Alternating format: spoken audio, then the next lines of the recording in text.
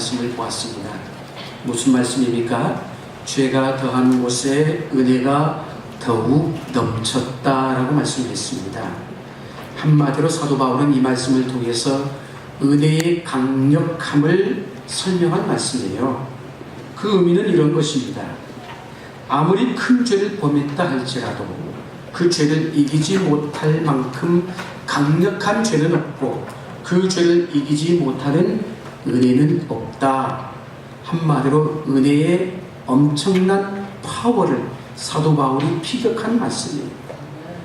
그런데 이 말씀을 악용하는 일단의 무리가 있다는 것입니다. 무슨 얘기냐? 이런 거예요. 그 말씀이 사실이라면 우리가 은혜를 더 누리기 위해서 악한 짓을, 못된 짓을 더 많이 해도 되겠네.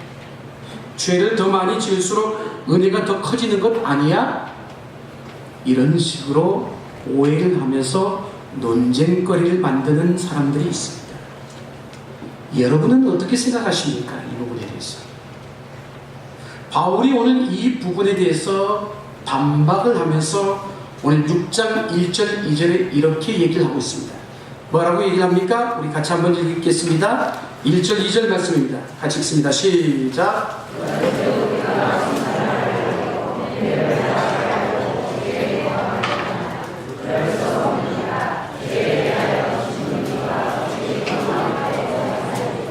아멘. 사실 이 말씀은요, 은혜를 경험해 본 사람은 다 알아요. 여러분, 은혜를 경험해 보셨어요?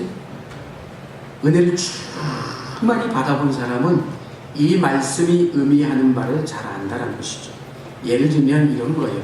내 은혜가 엄청난데, 은혜를 많이 충만히 받았는데, 이제 은혜를 충만히 받았으니까 이제부터는 막 살아도 되겠구나. 그럴 수 있어요?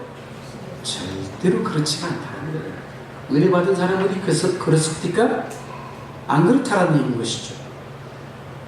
여러분, 요한복음 8장에 나오는 가늠하다 현장에서 잡힌 여인의 이야기를 우리에게 들려주고 있죠. 우리가 잘 아는 말씀이에요. 거기에 보면은 서기관과 바리새인들이 이 여인을 끌어다가 예수님 앞에서 선생이여, 이 여인이 방금 가늠하다가 현장에서 우리에게 붙잡혔습니다. 율법을 보면 이런 사람을 돌로 치라고 명했는데 선생님은 이럴 경우에 어떻게 하시겠습니까? 예수님은 한마디로 시험하는 대목의 말씀입니다. 그랬을 때 예수님께서 그들을 향해서 뭐라고 말씀했어요? 다 아시잖아요. 뭐라고 얘기했어요? 너희 중에 죄 없는 자가 돌로 치라라고 말씀했어요. 그리고는 군중들을 다 하나둘씩 뿔뿔이 다 자기 집으로 돌아가죠. 물리치고 난 다음에 예수님께서 여인에게 뭐라고 말씀하셨어요? 그리고 나서 기억하십니까? 뭐라고 말씀하셨는지. 나도 너를 정죄하지 아니하노니 가서 다시는 죄를 범하지 말라라고 말씀하셨어요. 할렐루야.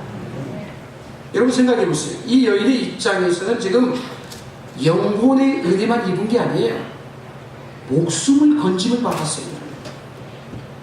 목숨을 살려주신 분이잖아요, 예수님. 그렇잖아요. 구사일생으로 자기 목숨을 건졌는데 이 여자가 앞에서 얘기한 그런 사람들처럼 의기양양해가지고 이제 내가 은혜 받아서 내가 구사일생으로 살았으니까 이제 막 살아도 되겠구나, 내 맘대로 해도 되겠구나, 대놓고 성적으로 이제 더 타락한 길로 걸어가도 되겠구나. 그래요, 여러분? 아무리 생각해도 그건 아닌 거예요. 그렇잖아요. 아마도 그 은혜를 입은 여인은 평생을 두고 두 가지를 생각하면서 살았을 거예요. 어떤 걸까요? 하나는 그 은혜를 내가 입었는데, 그 큰 은혜를 입었는데, 여러분 생각해 보세요. 그 주님의 말씀이 귓가에 평생 쟁쟁거렸을 거예요. 무슨 말이에요? 가서 다시는 죄를 범하지 말라. 가서 다시는 죄를 범하지 말라. 아마도 떨리는 마음으로 이 주님이 주신 이 말씀, 이 약속의 말씀을 지키려고 애를 썼겠어요, 안 썼겠어요? 당연히 몸부림쳤을 것입니다. 그리고 또 하나는 이 여인이 애썼던 게 뭐가 있을까요? 도대체 군중들을 다 돌로 와서 자기를 치려고 죽이려고 하는데 그 군중들을 다 물리치신 그 예수님은 도대체 누굴까? 나도 너를 정죄하지 아니하노니 용서하신 그 주님이 도대체 어떤 분일까? 알고 싶어졌을 거예요. 그 예수님에 대해서 목말라 했을 것입니다. 여러분, 이게 바로 은혜 받은 자의 모습이고 은혜 받은 사람의 태도인 것입니다. 여러분, 그렇잖아요. 진짜 십자가 사랑의 은혜를 감격하면서 받고 나면은 그 주님을 알고 싶어하고 그 부분을 그분과 더 가까이 하고 싶어지고, 주님의 말씀이 그 여인처럼 내 뒷가에 가서 다시는 죄를 범하지 말라. 이 말씀을 붙들고 몸부림치겠어요, 안 치겠어요? 그럴 수밖에 없는 거예요. 그런데 우리는 어때요? 가서 다시 또 다른 죄를 우리는 반복해서 짓고 있습니다. 죄를 지으며 반복해서 살아가는 것은 하나님의 은혜를 너무 쉽게 가볍게 여기는 우리의 마음의 문제가 있다는 것입니다. 한마디로 첫 번째, 왜 우리가 죄를 반복해서 지으며 살아가느냐? 죄에 대한 관점이 잘못되어 있기 때문인 것입니다. 죄에 대한 관점이 굉장히 희미해서 마치 죄를 죄로 여기지 않고 실수 정도로 생각한다는 것입니다. 여러분, 죄와 실수는 같아요, 달라요? 다른 것입니다. 예수 그리스도께서는 그분은 나의 실수를, 우리의 실수를 위해서 십자가에 죽으신 게 아니에요. 우리의 죄를 위해서 십자가에서 죽으신 줄로 믿습니다. 우리가 지은 죄의 심각성을 모르면요, 맨날 해프닝으로 끝나게 되어 있어요. 죄에 대한 기준이 너무 느슨하기 때문에 그렇다는 것이죠. 뭐라는 거예요? 이럴 수 있다는 거예요. 한번 따라해볼까요? 다 그렇게 사는데 뭘? 한번 따라해보고 싶다. 입이 있으시면 한번 해보십시다. 시작. 다 그렇게 사는데 뭘? 왜 웃으셔요? 아니 뭐 교회 다니시는 뭐 집사도 그렇고 뭐 장로님도 그렇고 목사님도 뭐 다 그런데 그러면서 죄를 합리화하는 것이에요. 왜 그럴까요? 그것은 죄를 판단하는 기준이 하나님의 엄중한 이 성경의 말씀에 있지 않고 자기 이성, 자기 판단, 자기 경험의 기준이 되기 때문에 그것입니다. 여러분, 마찬가지로 그 비교 대상도 항상 자기보다도 만만한 사람, 못한 사람. 마치 학생들이 그러잖아요. 시험 보고 나면 시험 성적이 나오는데, 야, 네 시험 성적이 왜 이러냐 하면 꼭 애들이 뭐라고 합니까? 아이, 아빠 모르시는 말씀. 나보다도 못한 친구들이 얼마나 많은데 줄을 서 있어요, 줄을 서 있어요. 꼭 비교해도 그런 사람하고 비교해요. 그래가지고는 웬만해가지고 우리가 죄책감을 느낄래야 느낄 수가 없는 거예요. 또 한 가지는 뭐냐? 회개에 대한 오해가 있어요. 무슨 얘기냐? 온전한 회개가 사라져가고 있다는 것이죠. 죄에 대한 기준도 희미해졌을 뿐만 아니라 온전한 회개가 상실되고 있다는 것입니다. 죄에 대한 심각한 태도가 없이는 사실 여러분 회개라는 것도 잘 따라오지가 않아요. 우리가 회개 기도를 하지만 어느 정도냐? 이 정도 수준에서 하는 경우가 허다해요. 하나님, 아이고 죄송합니다, 미안합니다, 또 제가 어쩌다가 그냥 실수해서 잘못해서 그렇게 됐네요. 요 정도예요, 요 정도. 그러면서도 기도하고 마치고 돌아갈 때는 어때요? 당당하게 돌아갑니다. 하나님 용서해 주셨잖아요. 하나님이 용서해 주신 분이신데 그런 것이죠. 그렇다고 진정한 회개가 여러분 눈물을 흘리는 감정적인 것으로만 치고 있으면 안 되는 것입니다. 회개의 핵심은 행동의 변화, 삶의 변화가 일어나야 되는 것입니다. 여러분, 회개 한자를 보세요. 뉘우칠 회자에 고칠 개자에 무슨 얘기예요?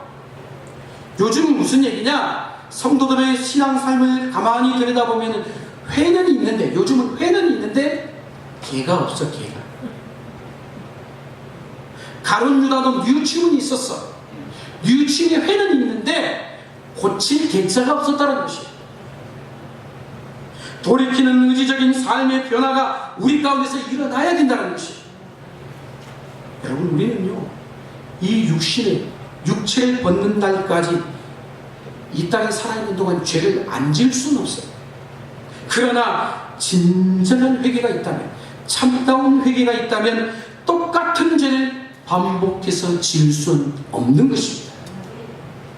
비슷해 보여도요, 진정한 회개를 한 사람은 달라요. 이것은 죄를 너무 가볍게 여기는 분위기 때문인 것입니다. 이것은 우리의 신앙이 굉장히 위험한 상태에 있다는 것을 반증해 주는 것입니다. 오늘 본문 1절에서 주목해야 될 단어가 뭘까요? 죄에 거하겠느냐, 이 말인 것입니다. 죄에 거하겠느냐, 이 말은 뭐예요? 한 번 죄를 짓는 것이 아니라 계속해서 똑같은 죄를 계속 짓고 거기에 머물러 있다는 것입니다. 하나님의 은혜를 체험한 사람이 죄의 상태에 계속 머무를 수 있어요? 그럴 수 없습니다.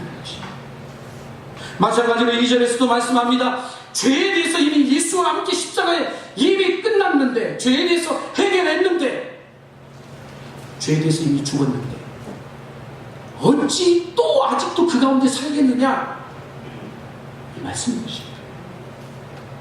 하나님의 은혜로 죄에 대하여 죽은 우리가 계속적으로 죄에 거할 수 없다는 얘기인 것입니다. 죄에 대하여 이 죽었다라는 이 말은 예수 그리스도께서 십자가에 죽으셨을 때 우리의 죄 또한 우리와 함께 죽었다는 것입니다. 할렐루야. 믿으십니까? 십자가 사건으로 우리의 죄 문제가 다 해결된 줄로 믿으시기 바랍니다. 그러므로 이제 더 이상 죄 안에 살아갈 수 없는 신분이 되었다는 것입니다. 유진 피터슨 목사님의 메시지 성경에 보면 오늘 본문의 말씀을 이렇게 번역을 하고 있습니다. 기가 막힌 번역이에요. 잘 들어보세요.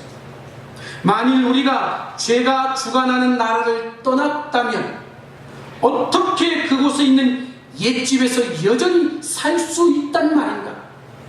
아니면 우리가 짐을 싸서 그곳을 떠났다는 것을 아직도 깨닫지 못한다는 얘기인가? 기가 막힌 말씀이죠. 무슨 얘기예요? 과거와 현재의 선을 분명하게 긋고 있어요. 이미 예수 믿고 난 이후에 십자가의 보혈의 능력으로 죄 씻음 받고 난 이후에 우리는 옛 자아가 이미 죽어버렸어요. 그런데도 여전히 옛집에서 머물러 있고 보따리 싸고 짐을 싸서 주님이 만드신 그 나라, 주님과 함께 동행하는 그 나라로 가야 되는데 여전히 과거에 머물러 있다면 우리의 신앙은, 우리의 믿음은 잘못된 것이다. 문제가 있는 것이죠. 탕자가 집 나갔다가 아버지 집으로 돌아왔잖아요. 노숙하며 돼지가 먹는 것을 먹고 밑바닥까지 내려갔던 그가 다시 아버지 집에 돌아와서 다시 아들의 신분을 획득했어요. 회복했어요. 아버지께서 어떻게 했어요? 새 신을 신기고 가락지를 끼우고 새 옷을 입혀서 살찐 송아지를 잡고 잔치를 벌였어. 아버지가 이 아들을 향해서 많은 사람들 앞에서 뭐라고 외쳤습니까? 이렇게 선포했어요. 이는 죽었다가 살아난 내 아들입니다. 내 아들입니다. 할렐루야. 그런데도 여전히 며칠 있다가 그렇게 환대를 받았는데, 아이고 이거 도무지 살 곳이 못 되는구나, 더러운 옷을 뒤집어 쓰고 예전의 삶을 그리워하면서 그곳으로 돌아간다라면은 그게 무슨 귀향이요? 진정한 귀향이요? 아닌 것이죠. 그것은. 이것을 좀 더 확대해서 말씀해 주는 것이 오늘 본문 3절 이하의 말씀입니다. 세례에 대해서 얘기를 하고 있습니다. 우리 모두가 세례를 받았죠. 여기서 말씀하는 세례는 바로 그 물 세례가 아니라 내가 예수 그리스도를 구주로 고백해서 입술로 나와진 바로 성령의 세례를 얘기하는 것입니다. 사도 바울이 말씀했죠. 성령의 안에고는 예수를 주라 시인할 자가 없느니라라고 말씀했어요. 그게 곧 성령 세례인 것입니다. 우리가 주님을 주인으로 부릅니다. 주님을 찬양합니다. 주로 고백하며 나갑니다. 내 안에 성령이 오셔서 나를 그렇게 변화시켜 주신 것이에요. 그게 성령 세례인 것이에요. 이 말씀 동일하게 요한복음 15장에서 주님이 말씀했습니다. 포도나무 비유를 통해서 내 안에 거하라. 나도 너희 안에 거하리라고 말씀했어요. 내가 그의 안에, 그가 내 안에 있다는 것은 뭐예요? 포도나무와 가지는 뗄래야 뗄 수 없는 하나라는 말씀인 것이에요. 내가 예수 그리스도를 구주로 고백하는 그 순간 주님은 나와 하나가 된 줄로 믿으시기 바랍니다. 연합되었다는 것이에요. 그게 세례인 것입니다. 한마디로 예수님과 나는 분리될 수 없는 한 몸인 줄로 믿습니다. 무엇을 통해서? 성령을 통해서. 우리가 성령을 통해서 예수 믿는 그 사건 안에는 예수 그리스도와의 신비한 연합이 있는 것입니다. 왜 신비한 거예요? 예수님과 나가 하나가 될 수 없는데 하나가 되었기 때문에 신비한 거예요. 한마디로 그분이 죽으실 때 나도 동일하게 죽었어요. 그리고 그분이 3일 만에 부활하셨을 때 나도 동일하게 살아난 줄로 믿습니다. 그래서 오늘 보면 3절 기울을 보면 어떤 단어가 반복해서 나와요? 합하여, 함께. 이 단어가 계속해서 나오고 있습니다. 합하여, 함께. 합한다는 말은 함께 지어져 간다는 말이죠. 함께 주님, 연합한 자가 되어서 이제는 예수님과 한 몸이 되어 간다는 것입니다. 예수님을 닮아간다는 것입니다. 예수님과 평생 동행한다는 말인 것입니다. 지금 우리는 예수님과 동행하는 성화의 과정이 있는 것입니다. 무슨 얘기예요? 예전에는 우리가 아담과 연합이 되었습니다. 죄 가운데 있었던 아담, 첫 번째 아담과 연합한 자였지만 예수 믿고 난 이후에 우리는 두 번째 아담이신 그리스도와 연합한 자가 되었다는 말씀이죠. 여기에 강조가 되는 것은 그리스도와 합하여 세례를 받은 사람은 계속해서 그리스도와 함께 살아가는 삶을 매 순간 경험한다는 말씀이십니다. 그것을 잘 알려주는 유명한 사도 바울의 고백이 있죠. 갈라디아서 2장 20절 말씀. 내가 그리스도와 함께 십자가에 못 박혔나. 그런즉 이제는 내가 사는 것이 아니라 오직 내 안에 그리스도께서 사는 것이라. 이제 내가 육체 가운데 사는 것은 나를 사랑하사 나를 위하여 자기 자신을 버리신 하나님의 아들을 믿는 믿음 안에서 사는 것이야. 할렐루야. 그리스도와 함께 죽고 그리스도와 함께 사는 것은 한 번의 행위로 끝나는 것이 아니라 계속해서 우리가 지속적인 행함인 것입니다. 매일매일 그분과 함께 죽고 매일매일 그분과 함께 사는 훈련, 연습을 하는 것입니다. 지금 그분이 내 안에 계셔서 우리와 동거하고 있는 줄 믿습니다. 그게 오늘 로마서 6장 8절의 말씀입니다. 만일 우리가 그리스도와 함께 죽었으면 또한 그와 함께 살 줄을 믿노니. 이제 그리스도와 합한 자의 삶이 어떤지를 또 오늘 본문 마지막 11절에 이렇게 말씀하고 있습니다. 우리 11절 말씀 같이 한번 읽겠습니다. 시작.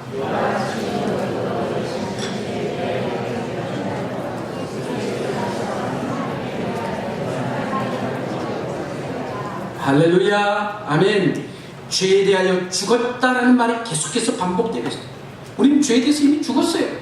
이미 죄하고 빠이빠이 끝났어요. 이제. 그리고 이제 그리스도 예수 안에서 하나님께 대하여는 살아있는 자로 여길지어다. 할렐루야. 살아있는 존재가 된 것이 믿습니까? 우리의 진정은 뭐란 거야? 이제는 내가 아니라 내 안에 사신 예수가 주인이 된 것입니다. 그래서 우리가 뭐라고 고백해요? 주여, 주님, 주님 고백하고 외치는 것 아니겠습니까? 이제 내 삶을 이끄는 주체는 내가 아니라 주님이신 것입니다. 여러분, 죄인은요 철저히 자기가 중심이에요. 그래서 자신이 주인이고 마치 자기가 신인 거예요. 자기를 즐겁게 하는 것이 인생의 목표입니다. 자기 마음대로 살고자 해서 하나님의 존재를 인정하지 않고 그냥 본성이 이끌리는 대로 살아가는 것입니다. 그런데 이제는 예수 안에서 우리가 죽고 그리스도가 내 안에 주인으로 찾아오셨다는 것입니다. 그리스도와 이제 새로운 관계가 됐어. 이제는 내가 주인이 아니니까 내 마음대로 하는 게 아니에요. 이 말은 내 마음대로 뭐라는 거예요? 죄를 지을 수 없게 되었다는 것입니다. 그리스도와 함께 죽은 사람에게 인생이 뭐라는 거예요? 더 이상 죄의 영향력이 발휘할 수 없다는 것이에요. 그러면 우리가 어때요? 죄를 지으면 죄책감입니다. 이거 죄를 지으려고 하면 이건 아니다. 성령께서 막으시오. 왜? 내 인생의 주인이 이제 예수가 되었기 때문이죠. 할렐루야. 그런데도 여전히 육신에 끌려가다 산다면 이미 죄에 빼앗겨버린 사람이 되는 것이에요. 다시 돌아가는 인생이 되는 거예요. 얼마나 불쌍하겠어요. 여러분, 우리가 잘 아는 다윗이라는 인물, 남의 아내를 빼앗았잖아요. 그리고 남편인 우리아 장군까지도 전쟁터에서 죽게 했습니다. 여러분, 이게 보통 죄가 아니에요. 간음죄, 살인죄, 사기죄 다 있어요. 다 있어요. 온통 죄의 투성이에요, 다윗이. 그런데 나단 선지자 앞에서 죄를 고백하기 전까지 약 1년의 시간 동안 하나님의 은혜를 아는 사람이 이 다윗이 어떻게 살았을까? 죄를 지어놓고 1년 동안 어떻게 살았을까요? 아무렇지도 않게 그냥 그렇게 살았을까요? 왕인데 감히 누가 나한테 그렇게 살았을까요? 왕이었고 아내가 얼마든지 많았기 때문에 그냥 지나칠 수도 있는 일이었어요. 그런데 여러분, 시편 32편에 보면 그 과정을 설명해 주고 있어요. 이렇게 고백합니다. 다윗이 뭐라고? 주의 손이 출야로 나를 누우시니 내 뼈가 썩는 것 같고 내 진액이 여름 가뭄의 마름 같았도다. 할렐루야. 죄를 짓고 난 이후에 다윗의 모습이에요. 갈등하는 모습이에요. 고민하고 고통 가운데 있는 모습이에요. 몸부림치고 있는 모습이에요. 마침 반쯤 질려가지고 죽은 상태예요. 식은땀을 흘리면서 밤잠을 자지 못하고 정상적인 생활을 못했다는 거예요. 1년 동안. 왜 그런 거예요? 예수가 하나님의 인생의 주인이니까 그렇게 되는 거예요. 여러분, 예수 믿는 사람은요, 신자는요, 죄 짓고 살지 못하게 돼 있어요. 할렐루야. 죄는 우리 눈을 가려서 탐욕에 눈이 어두워지게 하고 탐닉하면 망할 때까지 가는 게 죄인 것이에요. 완전히 죄에 통찰해 있기 때문에 분별력을 잃어버린 것입니다. 그러나 하나님을 믿는 하나님의 백성은 결코 그럴 수가 없다는 것입니다. 죄가 역사하지만 하나님의 은혜가 왕노릇하고 있기 때문이죠. 하나님의 생명의 역사가 우리 안에 있어서 죄를 마음대로 못 지게 할 뿐만 아니라 그곳에 계속 머물러 있지 못하게 한다는 것입니다. 어떤 형태로든 하나님 앞으로 나오도록 이끄시는 것은 내 안에 여전히 예수가 계셔서, 성령이 계셔서 하나님의 은혜가 작동하고 있기 때문인 줄도 믿습니다. 평소에 예수를 잘 믿는 훌륭한 신앙인들 알죠? 임종할 때 보면은 이해할 수 없는 언동을 행할 때가 있습니다. 예를 들면 평생 예수 믿고 살았던 분이 임종 며칠 앞두고 마치 정신 참난 증세를 일으키는 그런 분 경험해 보신 적 있어요? 보신 적 있죠? 없으신 거? 심지어 예수가 어디 있느냐고 소리치면서 그럴 정도로 완전히 본정신을 잃어버린 거예요. 미치신 분은 제가 본 적이 있어요. 그렇다고 여러분 물어봅니다. 그분이 이미 받은 구원을 의심할 수 있을까요? 몸의 기능이 온전하지 못한 데서 오는 발작 증세 때문에 그의 영혼이 버림받았다라고 말할 수는 없습니다. 흙으로 빚어진 우리 육신이 노쇠하면서 그 기능에 심각한 장애가 올 수 있어요. 의학적으로 중추신경이나 순환기 계통에 장애가 오면 그런 정신착란 증세가 올 수 있습니다. 그러나 여러분, 마귀가 바로 그 틈을 타서 그분의 영혼을 지금 짓눌러가지고 발작을 했습니다. 아마도 그 틈에 그분은 잠깐 이상한 행동을 했는지도 모릅니다. 죽었다고 그 영혼이 버림받았을까요? 이미 오래전부터 예수님이 그분 안에 오셨습니다. 오셨기 때문에 버림받는 게 아닙니다. 아무리 몸의 기능이 비정상적으로 떨어진다 해도 이미 예수와 함께 죽고 예수와 함께 산 그분을 어떻게 어둠의 세력이 끌고 갈 수 있겠어요? 여러분, 우리는 예수와 함께 다시 산 새 생명 가운데 거하는 자인 줄 믿습니다. 우리는 예수와 결코 떨어질 수 없는 사람들인 것입니다.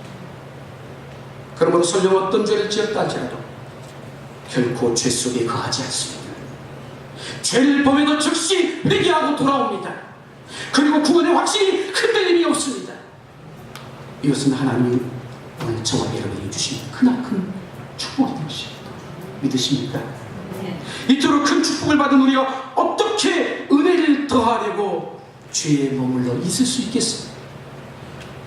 더 이상 뒤로 물러나는 운명이 아니라는 것입니다. 세상에서 죄를 짓고 내 마음대로 살아가는 것으로 만족할 일은 이제 없어요. 우리의 기쁨은 하나님에 대해 산자로 살아갈 때인 줄 믿습니다. 그런 존재라는 것이에요. 세상의 죄에 대해서 아직도 미래를 가지신 분들이 계십니까? 세상에 무엇이 남은 것 같아 또 되돌아가려는 분이 계십니까? 오늘 이 시간에 깨끗이 정리할 수 있기를 축복합니다.